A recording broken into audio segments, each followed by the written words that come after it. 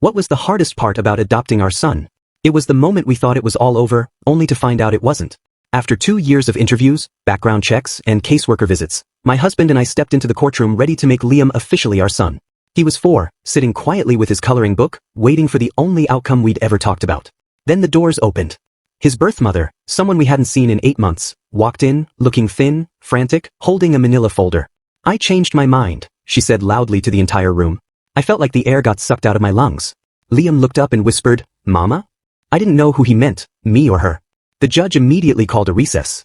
Our lawyer pulled us aside. "She's found a loophole," he explained. "Because the final documents aren't signed, she can still file to revoke consent. The entire process could start over."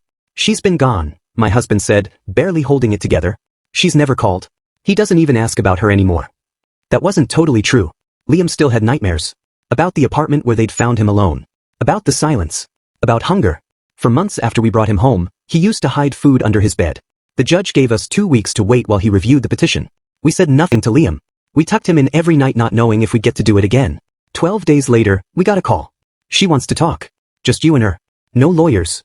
We met at a diner off the highway. She looked more stable. Clean clothes, steadier eyes. 90 days clean, she said. "I have a job. A place to live." 3 months, my husband said quietly. "He's been with us over 2 years. He calls us mom and dad. He has a stuffed elephant he sleeps with every night." She lowered her voice. "I'm still his mother." "You gave birth to him," I said. "But we've raised him. We've held him during the nightmares. We've taught him that grown-ups don't just vanish." She took out old baby pictures. "I loved him. I still do." "Love isn't enough," my husband said. "Where were you when he was sick for 3 days straight? If you fight this," I added, "you could win, but you'll tear him away from the only home he's ever truly known." She stared down. "Can I see him? Just once?" We let her come to the house. "Your first mommy wants to visit," we told Liam. He clung to my leg until she offered a toy truck. "I remember you liked trucks," she said gently. They played for 20 minutes. Later, in the car, she signed the papers. "He deserves better than what I gave him," she said. "But, can I send cards? Maybe visit someday?" As she stepped out, she turned back. "What did he name the truck?" My husband answered softly, "Mama Truck." That night, Liam had a nightmare.